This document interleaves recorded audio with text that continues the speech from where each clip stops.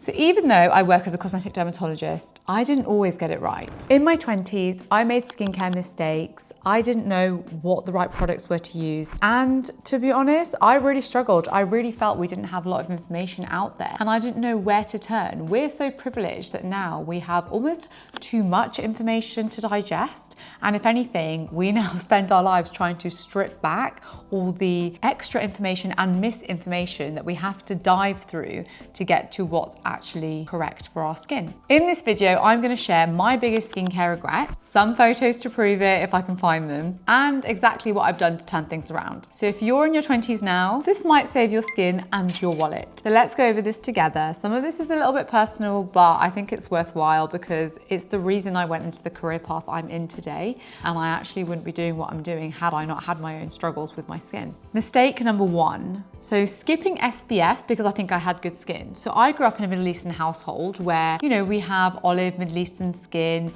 I always was brought up being told, oh, we don't burn, we're blessed, we have great skin. And I remember going to school in Wales with a lot of Caucasian friends, hearing that they would all wear your sunscreen because you're going to burn, thinking, oh, that doesn't apply to me because I'm not British, I'm not white. I assumed there wouldn't be any consequences, but it meant I entered my 20s actually with quite sun-damaged skin. Enter my career in dermatology in my late 20s, I saw a lot of people of Asian, ethnic and Afro-Caribbean skin being diagnosed with skin cancer, and oh my God, did my eyes open. And also it really made me quite angry at how there isn't enough really education for people in their childhood years, teenage years and early adulthood years of people of color about the importance of wearing sunscreen. I mean, now it's SPF 50 every single day, and not even that, SPF 50 with also tranexamic acid that is also a pigment blocker. SPF 50 that also contains iron oxides or like zinc oxides, so mineral SPFs that again are really good for pigmentation prone people, like anyone with olive to ethnic to Afro-Caribbean type skin.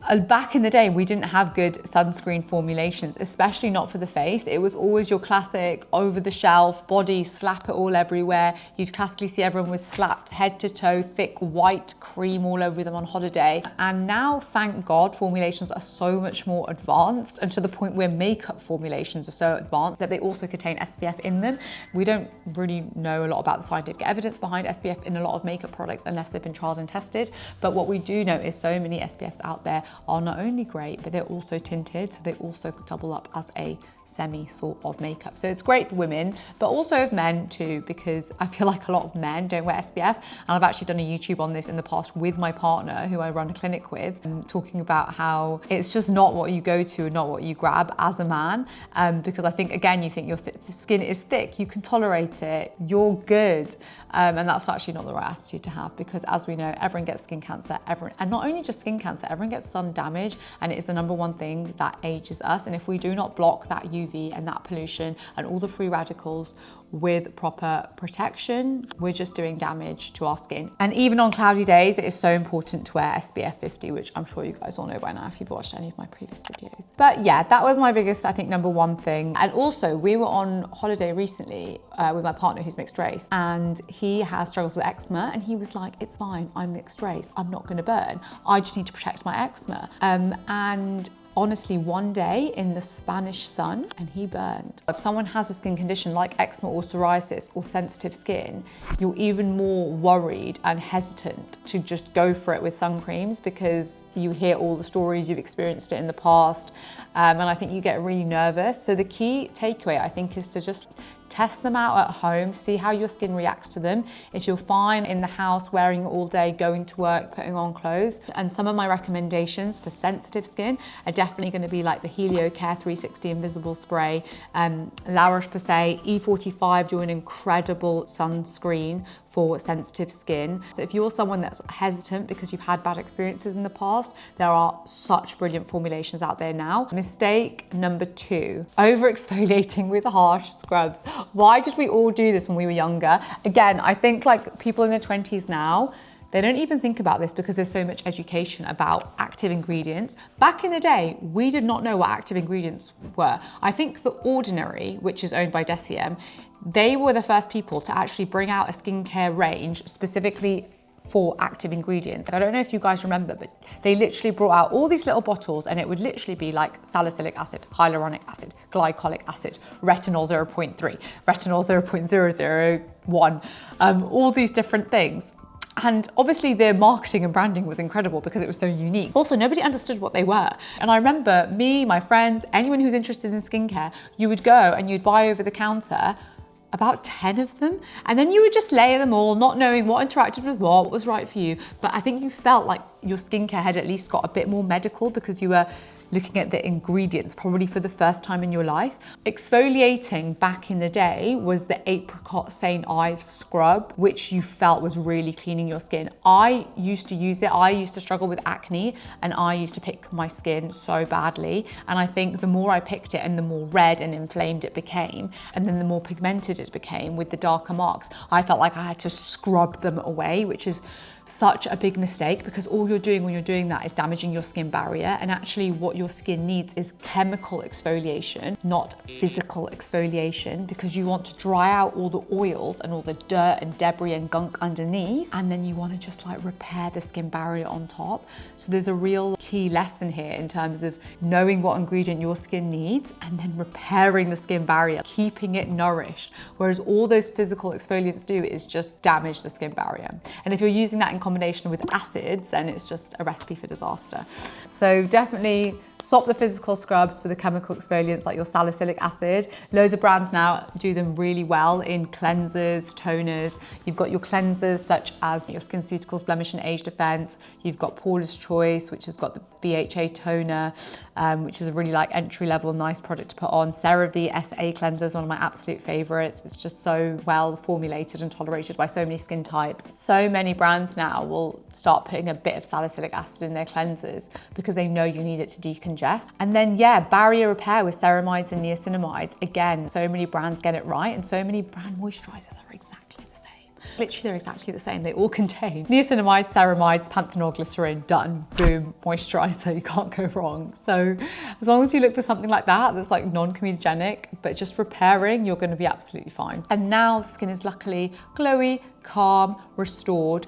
And actually all I really battle with, if I'm being honest, is some post-inflammatory hyperpigmentation, which I get on top of when I'm in the UK with my full routine. But as soon as I go on holiday, it just flares back up, but we're all human, so, you know. And then mistake number 3 is going with that is ignoring my skin barrier. So I already kind of touched on it, but it's always like forgetting about hydration. And I think hydration is massively underrated. So we can get hydration in our skin in so many different ways. Obviously one thing is internally by drinking lots of water, but that only goes so far. What we actually really need to do is stop transepidermal water loss in your skin layers. And the best way to do that is with hyaluronic acid serums. Well, after you've applied the hyaluronic acid serum is to then coat it with a good barrier emollient, because if you just put a serum on your skin and then you leave it without a moisturizer, you haven't really put a lid on it, so you're not really keeping all that goodness into your skin layers. So I think even people with oily skin tend to skip the moisturizer step because they think it's just going to break them out or make them more oily, whereas actually if you use the right moisturizer, so for example if you have oily skin, if you use something like Effaclar Duo from La Roche-Posay, which is brilliant, then it's still going to keep all the moisture in without clogging your pores basically. And then mistake number 4 is definitely thinking that expensive meant more effective. La Mer, that was it. Oh my God, I think actually the most expensive skincare product I bought was like that £300 cream from Creme de la Mer because I thought it was the best thing ever because someone else said it was. Now I think it's literally smells like Nivea, feels like Nivea, looks like Nivea. It's Nivea, you might as well buy Nivea. And I can't believe that cream is selling for £300. It's literally a moisturizer, and I've clearly explained in multiple videos, most moisturizers are in pre-formulated tubs in factories that essentially have the same ingredients in them most of the time. Essentially, what I learned from that is always read the ingredients list. Don't just look at the marketing label. If something isn't in the top 3 ingredients, it's basically not in it at all. So if you've got a vitamin C, L-ascorbic acid should be quite high up in the ingredients list. Similarly, if you've got like a hyaluronic acid serum, it should contain sodium hyaluronate. I can't say that properly. Basically, you say hyaluronic acid somewhere higher for the ingredients list. Yeah, so sometimes your drugstore heroes are like absolutely up there. You can save money and get better results. And then that's why my whole ethos to how I treat patients is anyone that comes in my room gets a full skin consultation. This is obviously in my private clinic, not in the NHS, because we just don't have time to do that. It's full skin consultation, understand what's going on, what's your skin diagnosis, and therefore what ingredients do you need? And therefore it's my job to know what products you should have. And if you've ever met me in clinic, you will know that I'm always like, it's not about price. It's about your skin, your diagnosis, and therefore the ingredient that you need to treat or enhance what's going on. And then therefore, these are the products that I recommend. Some are obviously more expensive than others, but usually we can find something that's definitely within your budget. So always ask and always push, and don't just accept what you're given. A lot of these medi spas and clinics are just gonna push £500 skincare routines at you, which you definitely do not need. Yeah, and that leads me on to my last mistake, which is not seeing a professional early enough. I was obviously lucky to have been in that situation in medical school, but again, it wasn't like I didn't get a skin consultation. She wasn't there to treat me. This is just tips and stuff I picked up, and I would just kind of ask her little questions, obviously about my skin, like in between patients. I tried to like DIY my way through it, and actually it's just go see someone, pay for that consultation. A lot of people don't even offer a consultation for free, but in my opinion, go to someone who you trust, just invest in that consultation, and if it's the right person, you will gain more knowledge in that half an hour consultation than you will do from hours of scrolling on social media. Because remember, they're looking at you and just your skin, and it's so valuable. And the number of people who have shopped around so many clinics and people and paid such big money, and then they've come to see me and gone, no one has ever spoken to me about my skin like that, the way you have. And they've just gone, okay, it's a lot of information, but wow, like, you've noticed things or said things to me about my skin that I hadn't even told you, or I wouldn't even think that you would have known or picked up. See professionals early as possible, just invest and you'll save yourself literally years of wasted money. Yeah, game changer. My skin's still got work to do, made a lot of mistakes, learned from them, spent a lot of money correcting things, but I feel like I'm finally in a good place, and I have to even remind myself not to get drawn into all these like fads and trends and fancy products. Your 20s are when you're building your skin's future. So don't just treat the present, always think ahead. How you treat your skin in your 30s is also going to be a reflection in your 40s. So the hard work that you do now is just, your skin's going to thank you later down the line. And while I made mistakes, they taught me how to treat thousands of clients and patients. So hope that you found that useful. And if you have any questions, drop them in the comments. Let me know what you think. Let me know what mistakes you made. So I want to know what mistakes you've made in the past, what you've done to correct it, or what you see other people making. And yeah, let's just have a chat about it. But let me know what you want to hear next. And if you like this type of content, please like and subscribe so I can make more of it.